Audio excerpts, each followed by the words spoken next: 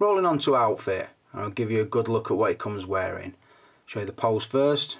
I've pretty much got him like a dancing girl on top of a music box. So show you the front first, and we'll get him rotating. First things first, start at the top and work his way down. He comes wearing the top hat, which does fit him nicely. I will say as well, so if you're looking at instructions, it is a sculpted plastic hat, sort of black obviously, with the grey band. If you look inside, there is an arrow pointing upwards, as you can see. You see it at front? That goes to the front of his head. I think you would work that out yourself, but they do tell you. I don't like it flat on his head like that. I prefer it off to like a jaunty angle, mate, because it sort of, it goes where how you've got his eyes positioned. That's what I prefer. I do the same with gangster style art on the first version. So yeah, nice. I'm glad it fits, it don't keep falling off. Really well done. Bring him around. He wears a white batwing shirt, batwing collared shirt, which is really nice. Tucked in, it does stay tucked in. And he's got the oversized black and white polka dot bow tie. Well tied again, doesn't feel loose, the folds are really nice on it.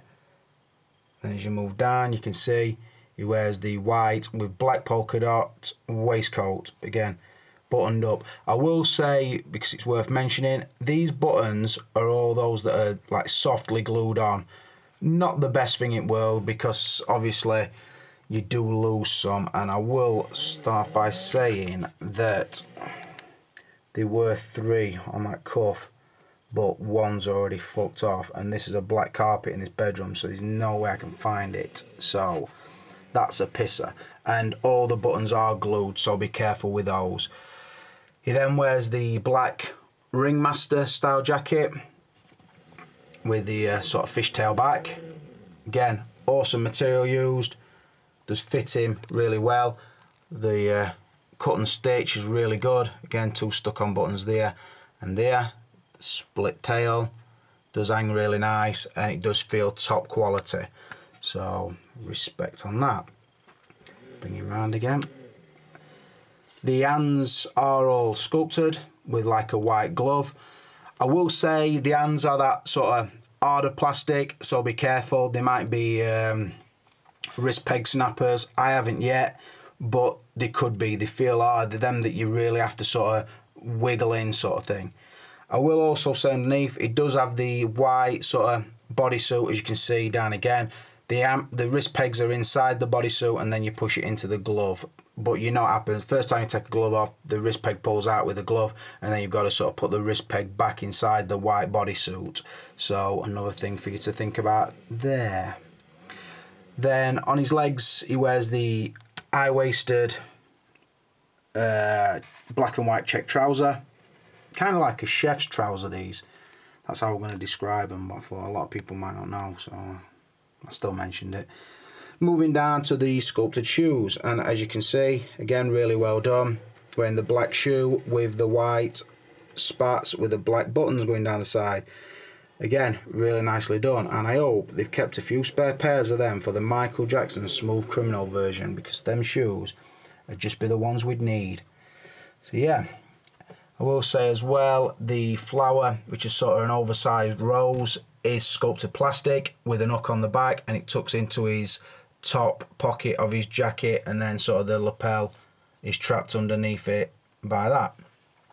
I will also say the material is slightly different on the lapels, so they do catch the light. That sort of satin lower part to the lapel, and then the jacket is a flat black colour. So I think he has, oh, he doesn't have socks. So I was just about to tell you he had socks, and he doesn't have socks. I was just about to bullshit you. No, no socks. Let's get this bitch turning. I will say everything that he has, he's wearing. There's no spare hat or no spare jacket this time, but I suppose you wouldn't need it. That pretty much covers the scene. I will say they have used really good materials. And the sculpted stuff does look pretty authentic. Obviously, we could have had a felt art, which would have been more realistic, but then again, you risk the felt rubbing off, so I'm glad they went the way they did. He will hold the art and he will obviously wear it. You can wear it to an angle and it won't keep falling off. Yeah, everything is cut to the figure.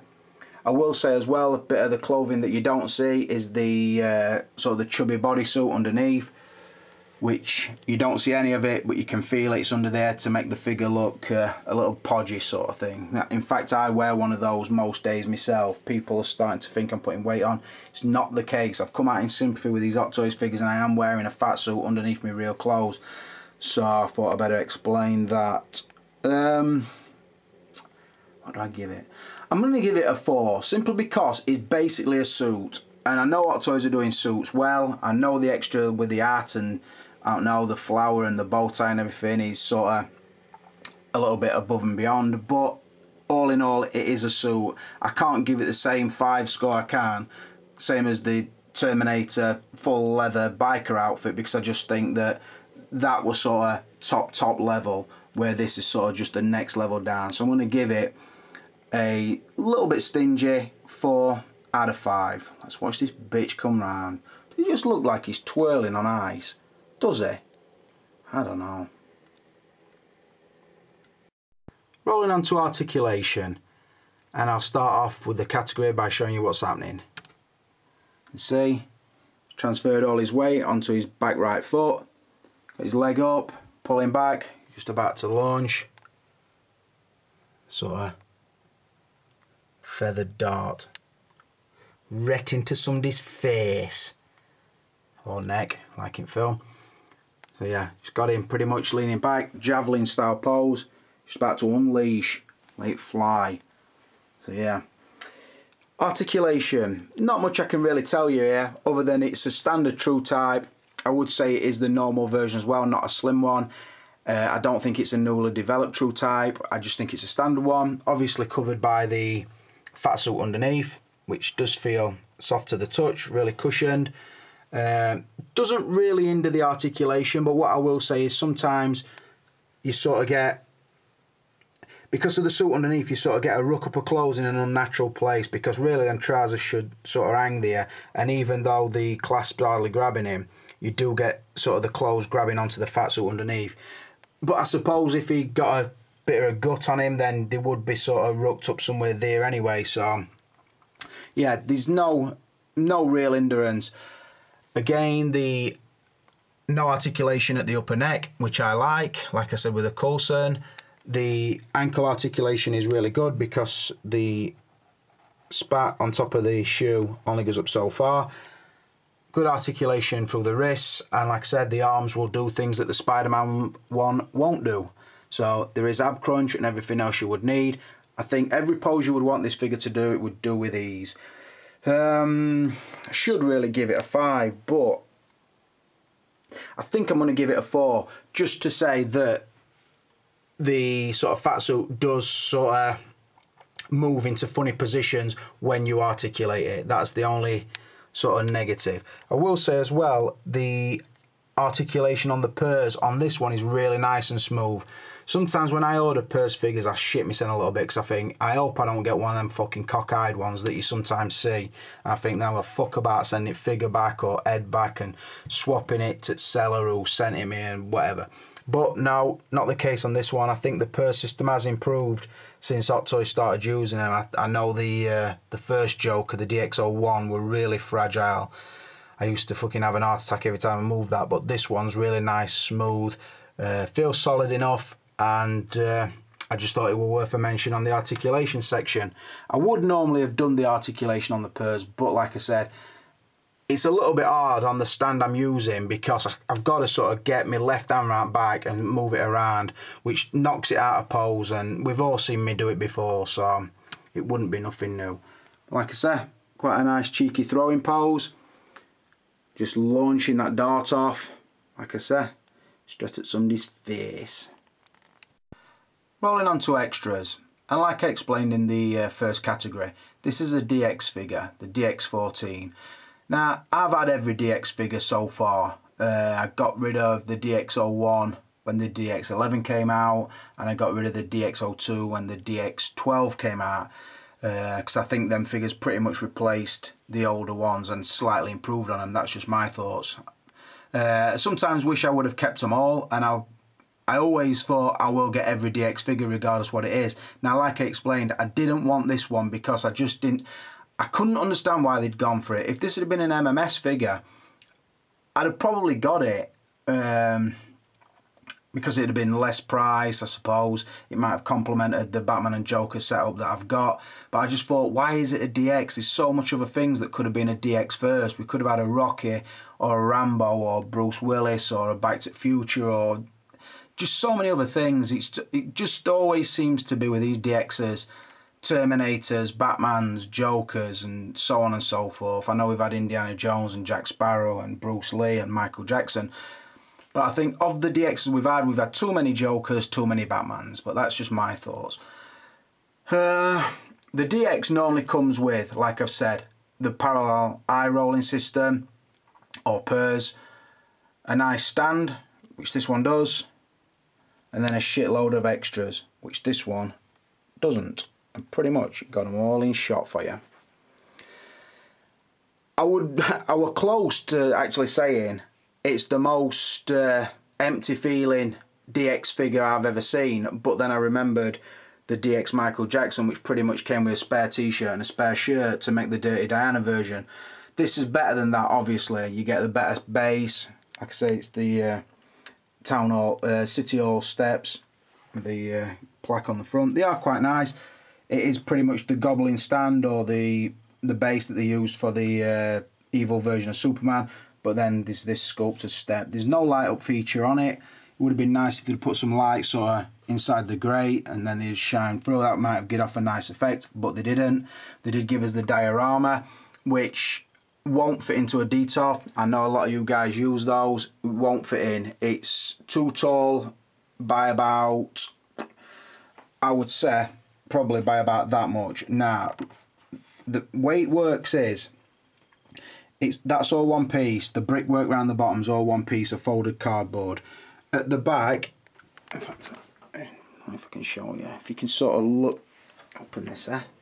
Just don't want to fucking move it. If you look through there, there's sort of a splint of cardboard with magnets on it that sort of hold the bottom section and then the upper section, which is the sort of the City Hall effect. That sort of holds that in place. Very similar to the DX11 interrogation room. Similar to that, and then it's held down flat by the base. You see, there's a bit of space at back. But like I said, it won't fit into a DTOF case. So if you're wanting to display it in there, you're going to have to either cut it down or not use this brickwork section and just pretty much jam this section up behind the stand. That might work. The figure itself, obviously, is a beauty. I said that in the box, that is looked like an accessory, although it's basically a sculpted flower, and then his top hat, which most of the time you would have him wearing. While I'm there, we'll just show you, got him quite menacing, got his eyes straight up, his hands crossed, got a cunning plan. I did a post similar to this with the first Jack Nicholson Joker and really liked it. Got a lot of good comments, so I thought I'll replicate it again because then people can go back and check both reviews and just see how I've posed it. Lent his head slightly off to the side, got his eyes sort of open to the right. Just looking fucking badassery. So yeah, his hands, he gets two wide open hands, pretty much the same sculpt that came on the first version but painted all white this time, so proper open. You get a right and left relaxed, which don't have no purpose other than being relaxed, and then you get a right pointing one. I suppose you could have him holding a gun, but it doesn't come with a gun. And then the right hand for holding the feathers. Comes with 3 of these feathers. I think Hot Toys must be expecting breakages because I don't think anywhere in film does it show you in with more than one of these quilled pens sort of thing. Set of ampegs, they might be useful, like I said, because the bodysuit holds the ampeg in position. It's a little bit trickier than a normal set of ampegs, so you could break them. I haven't. And then the booklet, which basically tells you how to set up the diorama, how to put the thing in his hand, how to put the flower in his pocket, how the wrist pegs work, where his hat goes, and so on and so forth, and obviously how the eyes work. We all know most of that, but it's nice that it's in. So for me, way too light on a DX figure. It should have a lot more. Maybe if they'd have combined it with the art museum scene, a new outfit and another head, then that'd have been fucking amazing. They were never going to do that in a month for Sundays. Maybe a weapon or two. I know it weren't in this scene, but that's what you get when you take from a scene that's 2 minutes long. It's not our fault, it's just the version that they went for. So there was nothing they could really give with it. They've tried to give it everything they could. They've given it the town hall stairs and the diorama, but it's just not enough for me, not enough for a DX. So I'm only going to give it a 3 out of 5, and I've got to say that is a generous 3, and it's only because of the base that I've given it a 3. But again, don't like that fucking pose. A mischievous little blighter. Beautiful. Rolling on to value, and I'll also give you the overall score. Just show you the last pose I've gone for. I couldn't get away from it. It is the Mime version, so I've got him doing the stereotypical I'm trapped in a glass box mime that we've all seen 1,000 times. I was once asked actually at work what would be the first thing I would do if I were invisible, and my answer were I'd kick a mime artist to death, because that way he'd get to die doing something that he loved, and everybody watching would think he looked fucking amazing as I was smashing living snot at him and others couldn't see me. So that was my answer. But like I said, it is the Mime version, so I've gone for the I'm stuck, invisible wall, what do I do now? That sort of look. I'm going to do him like climbing a ladder or leaning or something, but I thought, fuck it, that's the one we'd recognise. So, value. Let me stop chatting shit and crack on. I will say, I probably wouldn't have bought this figure to review. I'd have probably waited for a UK seller to get it. But the fact of the matter were, I actually got this. I got this figure from Hong Kong to England for £3 less, £3 more than 16 Bruce have got it on sale for. I think they've got it for 155. I got it from Hong Kong to England for 158 quid. Now, obviously, massive respect to Wyman. His prices are the best. No two ways about it. You know I'm good friends with Lee, but even Leo said to me, I can't compete with Wyman's prices. If you're buying from 16 Bruce, I cannot fault you. If you're buying from Good, the Bad and the Robots, I can't fault you. And if you're buying from Toy HQ, I can't fault you. The top guys, and I more than support them. But like I said, to get a figure on day of release for £3 more than a UK seller's got it, that pretty much shows me that these Hong Kong sellers have got their acts together. It seems like only a short year ago I was complaining about the DX11 and the 4-figure and Bane being way overpriced. This one, I think, to get it on, like I said, day of release, shipped for 158, that is less than I paid for Spider-Man. So I thought, fuck it. I can't lose on it. I can buy it, review it and sell it. I don't want to keep the figure. I never wanted the figure, but I thought I've got the money, I can buy it. It's another brand new review on my channel and then I can sell it. Now, I said at the beginning, I will be selling this figure on. That's still the case. I'm as good as my word. I will sell it on. If somebody's craving this figure and they've got a pre-order in and want to cancel it and buy this, then they're more than welcome to. No hard feelings to whoever's they don't get sort of thing. But like I said, if I can clear the amount that I got, then I would happily take that, and this will be in post tomorrow if the money clears tonight. So that is my stance on it. Anybody wants it, let me know. If it's a case that 10 of you want it, then I would say the best offer gets it. So I can't say no fairer than that. The figure is mint, there's nothing wrong with it other than that button, and that button might still be in box, I don't know. But like I said, the glued on button on the cuff, that's the only problem with it. And I would say in general, watch the buttons because they are only glued on. It is a beauty of a figure, and I think it would complement that Batman setup. But, like I said, to me, it's not essential. It's not an essential DX, and that's the only reason I'm not keeping it. But like I said, I've enjoyed reviewing it. I've enjoyed seeing it because it is a fucking beauty, to be honest. And it is one of the best dead sculpts out there. But, like I said, I did buy it to review and sell, and that is what I'm going to do. I would say, if they'd have put 2 or 3 more accessories in here, the value would be awesome. I'm reluctant to knock the value down because if the DX figures all came out at 158, I think that'd be more than reasonable. particularly the new Terminator that's come out today, but that's sort of, you're looking at fucking 280 for that bad boy, and I'm not going to be paying 280 for that, I don't think. So, I'm still going to give it a 5. If every DX were 258 quid, shipped from Hong Kong to England, I wouldn't have a problem with collecting them all. So I am going to give the value a 5 out of 5, but the value doesn't really represent the lack of the extras that you get, if you get me meaning. I'm giving it an high value because I like the price. I'm not giving it an high value because I like what came with it, because you didn't get enough with it. So those who've been counting will realise that's got 29 out of a possible 35, which is a fucking more than good score. It is a nice figure, like I said. I just hope it ends up in a good home with somebody who wants it. But for now, this is a Clipper King, and I'm out of here.